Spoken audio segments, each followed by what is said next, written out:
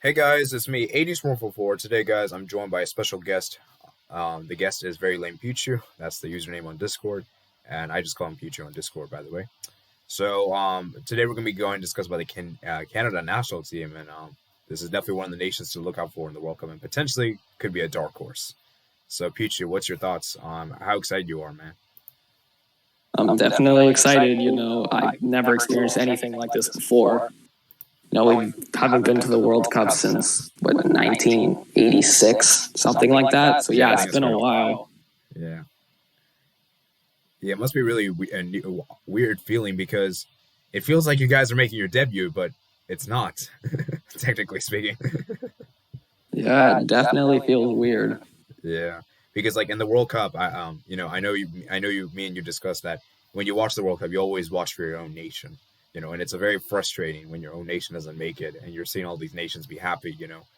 But see, when your nation's in the World Cup, it just means so much more than when your nation's not in it. Yeah. So. Yeah, it makes you like more. It makes you care a lot more about it. Yeah, and definitely, man. Unfortunately, Canada's been handed a very, very difficult group, Group F, and you got Belgium, Croatia, Morocco, and Canada. I mean, what's your thoughts on that group? Because it's a difficult group, I gotta say. Well, my initial reaction was it could have been worse. Like you look at the group right next to us, like Germany, Spain, Japan. That would have been a horrible group. But yeah, this one's definitely hard, but it's a lot more manageable than some of the other ones. Fair enough. And like, let's be fully frank here. That group, you can honestly argue, it's been kind of like a group of a group of underwhelmers. If that makes any sense. Like, I feel like I know Croatia, they made that World Cup final, but besides that World Cup final, all these nations have been kind of underwhelming when it comes to international football. I know Canada has been kind of an exception, but I'm looking at the other three. And that's just my weird thing, because I feel like this group is such a weird group to call. I feel like this is one of the hardest groups to call. Yeah. I mean, it's definitely one of the more open groups of the World Cup. Yeah, and definitely, like I said, I do feel that there is a potential surprise in the makings, because I don't think this group is that straightforward. You have Croatia has been kind of on the decline. A lot of their golden generation players have retired. You got Subasic, I think, retired. Obviously, Rakitic retired too. Mandzukic retired, I believe. And you still have a lot of the good Croatian players, like, Luka Modric, man. We know he's been doing it for Real Madrid. He's been incredible. They got, who's that guy? I forgot his name. He plays at Dynamo Zagreb, I think, isn't his name. He's a striker. Orsic, yes, Orsic is that guy. Remember he scored a hat trick against Spurs? Yeah. Yeah, and it's just incredible, man, for Croatia. Belgium, Belgium's a weird one, because I feel like my thing with Belgium is I feel like they're always like a team that always does well in the qualifiers or in the group stage, basically. But when it comes to knockout stage, they always underwhelm. Like, I feel like when the going gets tough, they always underperform. Like, I feel like they're a team that when pressure is on them, they just don't perform. Yeah, there are teams like that who just can't really seem to handle the pressure of a big game like that. And I also feel like Morocco is kind of like the same thing too, in my opinion. Like, I feel like Morocco is also kind of like Belgium in a way that they have so much talent, but when it comes to like the big games, they always underwhelm. I mean, I look at the AFCON in particular, and man, they really should have been in Egypt, man. Like, I no disrespect to Egypt, but like, yeah, they should have been in Egypt, in my opinion. Yeah, Morocco, you look at the talent that they have, they definitely are a lot more, their results are a lot more underwhelming if you look at the talent they have available to them. Yeah, so it's a very difficult group to call, because all these nations have really underwhelmed. Even Canada, to some extent, you could argue, like, before this World Cup qualification, like, you could argue they've been also kind of underwhelming too. Would you also agree? I mean, yeah, definitely. We were pretty much more of an afterthought when it came to CONCACAF. Yeah, so it's a tricky one, and we don't know what's going to happen. So, if you had to give a guess right now, like, be honest here, do you really expect? What's your expectations, like, for this? My expectation is for us to win a match. All right. I'm gonna keep it like low. I mean, I was tempted to say draw a match or even just get a point, but I feel like that's being a bit pessimistic.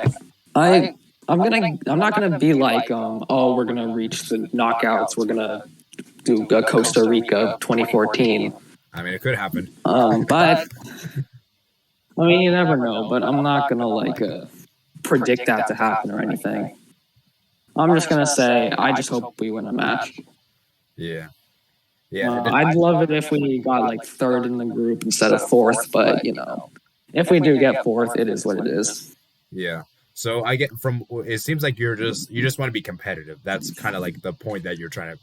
It seems like you go with that. Yeah, I don't want us to get embarrassed. Put a good showing up for us, because in many ways this World Cup is more supposed to be like lay the groundwork for 2026. So just get a good showing in this World Cup, and then when 2026 rolls around, maybe go a bit deeper. Yeah, that's kind of like how I feel with the USA too. Obviously, I don't want to make this too. I don't want to get too sidetracked, but that's also how I feel about I feel like for most of these CONCACAF nations, this is more of just a World Cup just for vibes, more so rather than actually obviously we want to do well, but this is I feel like for the both USA and Canada, their main ambition is more than 2026. This is more like let's just see what happens here. That's kind of like that kind of thing in my opinion. So, so we'll have to see what happens. But yeah, even if Canada do get to the round of 16, you're going to be playing against either Germany or Spain, and I'm sorry to say, but I don't favor you in any of those matchups. Yeah, that's the unfortunate part. Even if we do manage to sneak out of the group, we're likely just going to get eaten alive. Yeah, so it's pretty much a group stage or round of 16. It's one of the two, in my opinion. And I presume you don't believe you're gonna. I do think Canada will qualify for round of 16 as of today. Just as of today. You can change your mind later on, but as of today. No. I'd love to see it, but no. Yeah. I haven't made my predictions yet, but at this very moment, I don't believe I'll say this. I think you guys have a chance, but would I put money on it? If I was to bet, and I'd probably not bet on it. But I wonder how much you would I imagine people actually bet on this and it actually happens, because that'd be a pretty good bet. But oh, yeah. you would get rich. Yeah, the point that I'm trying to make here is that it's too difficult to call. I haven't fully made my mind yet, but Canada is probably I at this very moment I have to say no. But we'll have to see. Let's see what happens later in this year. I want to see how Belgium do in the Nations League, Croatia do in the Nations League, and Morocco doing the qualifiers. Well, Morocco, I know they're going to do well in the qualifiers, but I want to see how they do in their friendlies, because they're going to be playing a friendly against the USA soon, and so that can give us a good accounting. Maybe you should see that game. That's your opponent. Yeah. Well, we actually have a friendly against Iran coming up. Yeah, I'll definitely try to watch that friendly. But anyways, let's get to the squad now. So let's start with goalkeeper. So how many goalkeepers do you think Canada's going to call for this World Cup? Probably 3, though I think that the third one has never been used before. Okay, so or at least as far as I'm aware. Okay, so name the 3 goalkeepers that you believe will likely be selected. All right, so first of all, Milan Borjan. That guy is just amazing. Man, I can't believe we don't have a player face for him. At least they have the name, but yeah, it's kind of unfortunate. But yeah. And for the second one, it's Maxime Crepeau. He's proven himself to be reliable, though I'd still say Borjan is better. Yeah. All right. Oh yeah, I forgot to ask, what formation do you think Canada's going to roll with for the World Cup? Well, I'd expect us to play more defensive, so maybe more like that's actually tough. Tempted to say more like a 5 at the back kind of deal, but it's actually a tough one. Yeah. Yeah, I guess it kind of just depends because I'd expect us to go with a more defensive approach. What? Well, because that's the interesting part. Because like Canada, there's not really. I don't really think there's a set formation. Like a lot of the national teams have a set formation, but I think for Canada, there isn't really any specific ones in mind. Yeah. But you might be right in the sense that I feel like this is what's going to happen. I feel like you guys might play very defensive against Belgium because of how good Belgium are attacking wise. But I feel like against Morocco and Croatia, I feel like they're more of your level term. I feel like they're on like a level playing field to you guys. Yeah, I mean, I don't think we're gonna play like any 5-5-0 or anything like that. I don't think we're gonna go Atletico Madrid on them, but I think we are going to play more like defensive and on the counter kind of deal. Yeah. So let's see. I remember you guys played against what was it? Let me see the formation you guys played against USA because that might be a good. Oh, I'm actually on that. It was a 4-3-1-2. Okay, should we go with that formation? I guess. Yeah, we can just go with that. Yeah. I mean, it worked, so. Yeah. Anyways, let's move to right back. So, who do you think is gonna be how many right backs do you think is gonna get selected? Ooh, I need to check. Oh wait, hold up. Who's the third choice goalkeeper? I don't think you said that. Oh yeah, the third choice goalkeeper. I think there's actually a couple options, but for the main third choice goalkeeper, he's never really used, and I don't expect him to be used. Yeah. But I'm just gonna pick a Dane St. Clair. All right. Let's move on to the back line. So I'll let you choose which one you want to go with first: left back, center back, or right back. All right. We can maybe start with a center back. All right.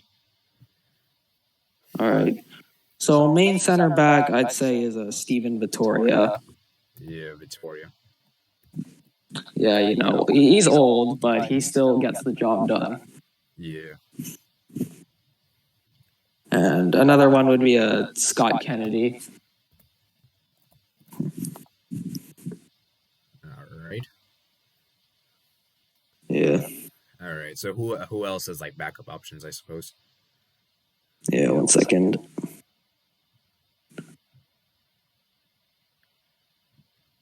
Yeah. Oh yeah. There's also a Kamal Miller. Oh yeah, Kamal Miller. Yeah. Well, yeah, I could actually. I actually might expect him to start at the World Cup because he's very reliable and he's more experienced than Kennedy is. Okay. Yeah. So let me see. Where's Miller? Wait, what's the first name? Kamal. Kamal.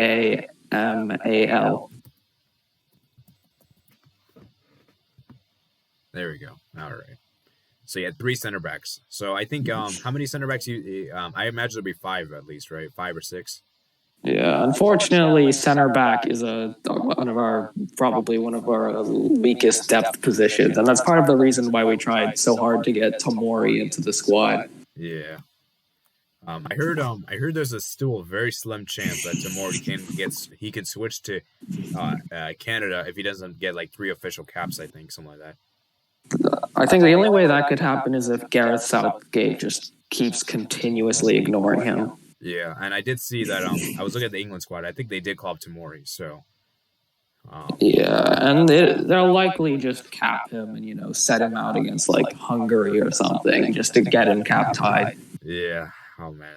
But yeah. I mean, so yeah, this is definitely a weak position. So, but you gotta make do what you have. So 3 center backs. So how many more you think they'll be called up? Well, we don't really have many options. Wait, is that it? Yeah, that's basically all we have in terms of center back options. Actually, wait, hold up. I thought there was going to be like 4 or 5. Actually, wait, we might have another one. Okay. Oh, wait, no, never mind. The player I was thinking of plays in a different position. Okay, never mind. But yeah, that's pretty unfortunate. But I guess we should move on. Let's move on to the fullbacks, shall we? All right. So let's start with left back, I suppose. Oh yeah. I guess I could say I don't know if Davies would start as. I don't think Davies is actually going to play as a left back. Yeah. Oh yeah, I forgot because remember when you guys played against the USA, that formation, Davies didn't play at all. Yeah. So and also because typically for the national team, Davies plays in a more offensive role. Yeah, than he does at Bayern Munich. Maybe we should change the formation because We're not really because you can't really put Davis as a center mid or cam. Yeah. So maybe we could do like a 4-3-2-1. Yeah, we could do that. Okay. All right. Okay, hold on. Is there? Or maybe like a 4-3-1-2. Actually, no. Is that what we already stuck with? Oh wait, hold on. There's another one. I think 4-2-3-1. There we go. This is the one I was talking about. Oh yeah, 4-2-3-1. Yeah, sorry. Okay. But yeah, let's move on to so left back, yeah. Alfonso Davies technically is the left back option, but obviously we know who plays left mid. Yeah, our distinguished left back is Samuel Adekubi, who had his basically his breakout season he basically had his breakout season this season. Because like do you know he plays in the Turkish league. Yeah. Let me see. Let me try the first name. It might be here. Yes. He played against the USA. Yeah, I know. I think he also scored, I think. Yeah, he scored that last second goal. Oh man, that was so frustrating. Yeah, let me see if I can find.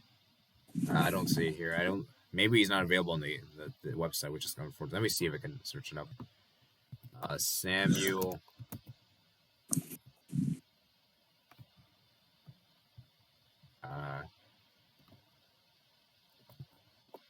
Okay, let me see. This might be it. Oh, Sam Adegukbe. Okay, here we go. I found it. Yeah, it's a bit of a complicated spelling. Yeah. But... Okay, hold up. Let me try this again. Left back. Yeah, he's not on here, unfortunately. So let's pretend he's there, I guess. Who's going to be the left back? All right. It's actually complicated.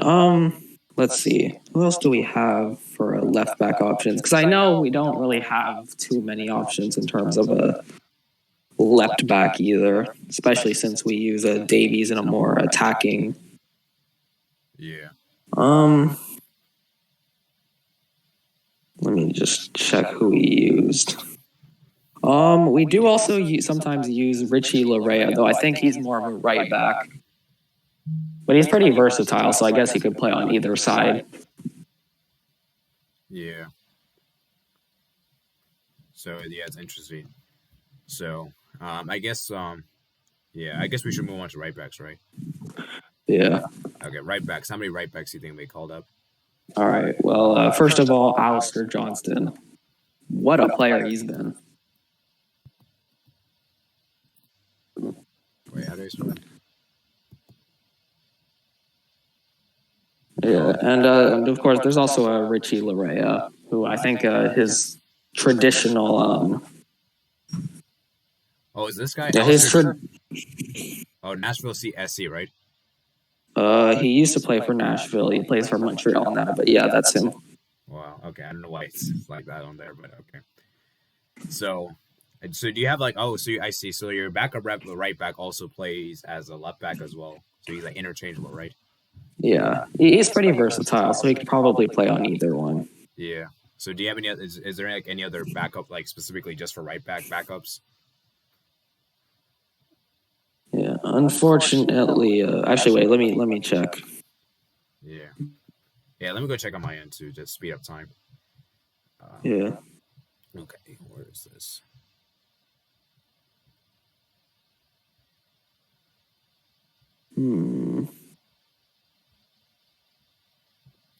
Squad. Let me see. So defenders, we got Adegukbe, Johnston, Kamal Miller, Donio Henry. It says here.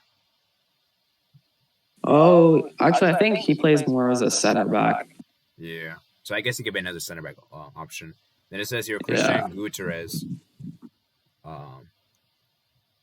He plays for Whitecaps FC. Yeah, we mentioned Scott Kennedy, Richmond, Lorera, Derek Cornelis. Oh yeah, Cornelis. Oh yeah.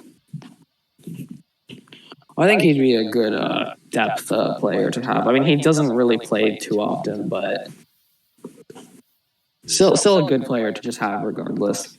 All right. So yeah, those are all the defenders it says here in the One Football Squad list for Canada. Mm. So I guess we should move on, right? Yeah. All right. Now for the CDMs. All right. Yeah, I think there's one pretty obvious one. Yeah, Stefan Eustachio. Yeah. And what a player, man. Yeah. Honestly, that guy, he's arguably been our most important player. Yeah. Yeah, dude, he's so underrated in my opinion. Yeah. Other than that, there is also Samuel Piet is his usual substitute. All right. Yeah. All right. I think there's also Atiba Hutchinson. Although I don't know if he necessarily played. I think Atiba Hutchinson would obviously be a good addition. Yeah, I think he should start. He's one of your most experienced players, Yeah, he could actually. I think he'd actually start alongside Eustachio. Yeah. And for depth, there's also Liam Fraser, who I think. I think he played against. He played in that January window because of Piet's injury. Yeah. And did you see his assist against Honduras? Oh no, I didn't see it. It was like a perfect pass, just lasered across the field to Jonathan David. Wow. Yes. So it says here in the midfield, say Atiba Hutchinson, Liam Fraser. It also says Ismail Cone. It also says here. Oh yeah, he. The thing is, like, he played against Panama, and well, if you just look at what happened in that game, it didn't go very well. Yeah. Yeah. Then it says Eustachio here, and then Mark K. Yeah. And then Jonathan Osorio. Oh yeah, Jonathan Osorio. What a player he's been. Yeah. Who do you think is going to the camp? Ooh. Let me see what we've done in previous fixtures. Yeah. So yeah. You guys played with a 4-2-3-1, I think, before, right? Yeah. We definitely have. Let me see exactly where we have, though. Okay. Damn it, my thing is taking a while to load. Okay. All right, there we go. Oh, I see. Yeah. I'm looking at the most recent one, which was Jamaica, and you guys put Osorio as a center cam. Yeah. Osorio, he's very reliable. He's not the most recognizable name, but he is very reliable. Yeah. Yeah, I think he could do a job. Do you think he would start as a cam if you guys do play this formation? Yeah, probably. All right. Yeah. All right, let's move on to the left mid. I mean, this is pretty obvious, I gotta say.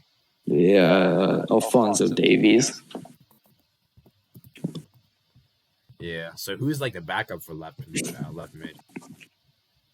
Backup? Well, that's tough because, like, is there really like anyone to replace Davies? Because usually when we lost Davies, we usually just resorted to different formations to avoid that. Oh, I see. So you guys okay, I see.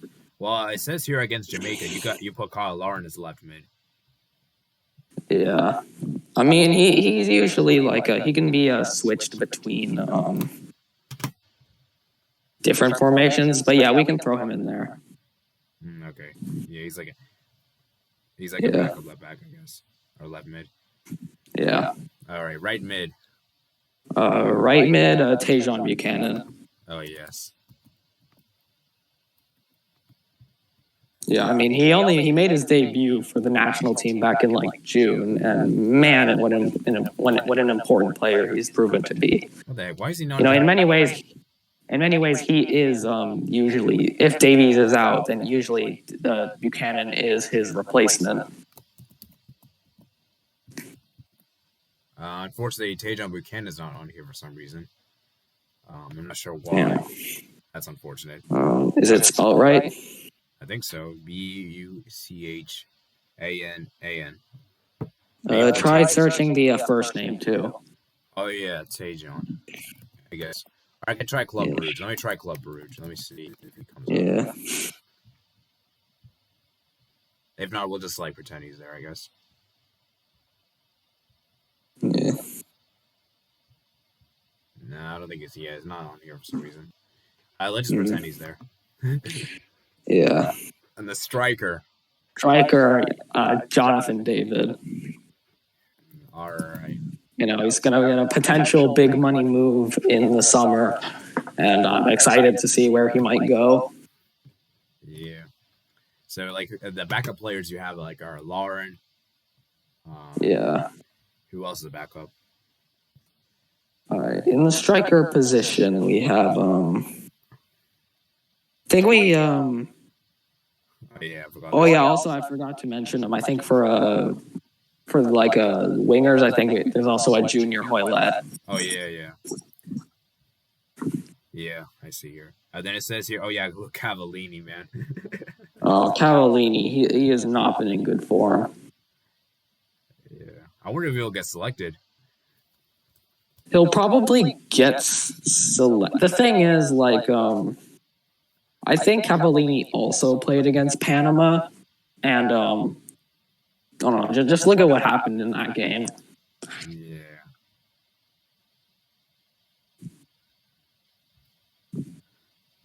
Yeah, man. It's quite unfortunate, man. He's just not clinical, man. Let's see. He's just not really that good anymore. Kyle and Liam Miller. Oh, yeah. What about Ike Ugbo? It says here as well. Oh, yeah. I mean, he's been good for choice, and I think he deserves a call-up, definitely. Right. Would he start? I don't know. Probably not. Yeah, he's never started for us yet, and he might get his start in the Nations League. Yeah. Wait, did you mention David Hoylett? Junior Hoylett. Oh, it says David Hoylett here on the squad. Well, I think I don't know. His name probably isn't Junior. That's probably just his nickname or something. Okay. Yeah, he plays for Reading. Okay. Oh yeah, I think David is I think David might be their legal name, and maybe Junior is like the nickname or something. Yeah. All right, so that's the team that Canada have, and honestly, that's a good team. It's a pretty solid team, I gotta say. Yeah. Definitely I feel like the defense is probably the weakest position, as you mentioned. Maybe. But that's definitely worrying, considering how defensive we're probably going to have to play. Yeah. But you gotta, at least you qualified, man. That's already a credible achievement, and obviously you qualified in style, man. I mean, one thing that's definitely been in our favor is the fact that Milan Borjan is just such a good keeper. So even when the defense is struggling, he's able to just keep everything out. Yeah. And, for me personally, even though we're kind of like rivals in the sporting sense, I do kind of want CONCACAF to do well, because I feel like CONCACAF has been kind of disrespected. And we need CONCACAF to do well in this World Cup, man. It would be awesome if we could get all 4 nations to advance. It'd be incredible. Yeah, I mean, Costa Rica, I think they were kind of a lost cause. But yeah. But I think I actually predicted Mexico and the U.S. to get out of their groups. I think I predicted both to go out in the round of 16, but you never know. Yeah, I mean, like I said, it'd be we need all the support that and we need Canada to do well, and obviously, this Canadian team, man, they qualify in style, man. They went ahead of Mexico and USA, which is very impressive. They even beat both of them to that thing, which is incredible. And they were the first nation to qualify from this region, so you got to give them a ton of respect for what John Herdman's done with this team. And we didn't even speak about Herdman. We should speak on briefly. Oh yeah, John Herdman. He has been the life of this team. Obviously, like Davies and David and Estacio, they've all been incredible. But Herdman, he has been the reason why this entire program has turned around. Yeah, it's incredible, and it shows how a manager can mean so much. Like when you have, and this is what you got to respect managers for. Like there are some teams that the team isn't really that good on paper, but the manager is so good they can use what he has available and get the best. I mean, there have been many ambitious championship clubs who have wanted have had interest in getting John Herdman, and I'm like, no, stay away. He's ours. Yeah, find someone else. Yeah, and like I said, it's just incredible, and you got to appreciate what he's been doing. So as I said, let's see what Canada does in the World Cup, guys. This is one of the nations to look out for. And like I said, guys, as an American man, I know what Canada is capable of doing, guys. I already know this. But many people, when they watch the World Cup, will be surprised to see how good they are. Maybe they may not do as well as they probably would think, but they'll put up some good performances. I have a feeling that Canada will play well, but they may not get the results. If that makes any sense. Like that's what I have a feeling is going to happen. Yeah, it is kind of unfortunate though. Like, Laren and David recently have not been in the best of form, which is not good considering, when you're playing in like a defensive formation like we're going to be playing, you really got to take those chances. Yeah. Like you can't afford to be making silly misses like that. Yeah, and it's going to be true. And like I said, guys, this is one of the nations to look out for in the World Cup. So, as I said, I guess this wraps up about this Canada discussion. Like I said, guys, let's see what happens with Canada and the World Cup, guys. As I said, this is one of the nations to look out for in the World Cup. Make sure you guys comment down below. Where do you guys think Canada is going to finish? For me personally, I'm not going to fully disclose my predictions yet, but it's going to be. I'm going to say this right now. I think Canada will play well. I don't know if I can say they'll qualify. I think that might be that could be tricky. And unfortunately, round of 16 is probably the max I can see. So it's round of 16 or group stage, in my opinion. Yeah, I mean, that's already more than I predicted. But so, yeah, I'd love a miracle, but I'm not expecting it. Yeah. Like I said, though, this is like the foundations for the 2026. And 2026 is that's where I feel like me and you should have our expectations be high. That's where I feel like we could do something in the World Cup. Yeah, I mean, Herdman's made it very clear that this World Cup is more of a foundation thing. Like, I think even back in, like, June of last year when we got past Haiti, he just said, like, hopefully we can qualify for 2022 and lay the foundation for 2026. Yeah, so, like I said, it's very, very incredible. And remember, guys, they even played the initial qualifier rounds. USA and Mexico didn't have to, and Canada did. They had to play through they had to play extra rounds.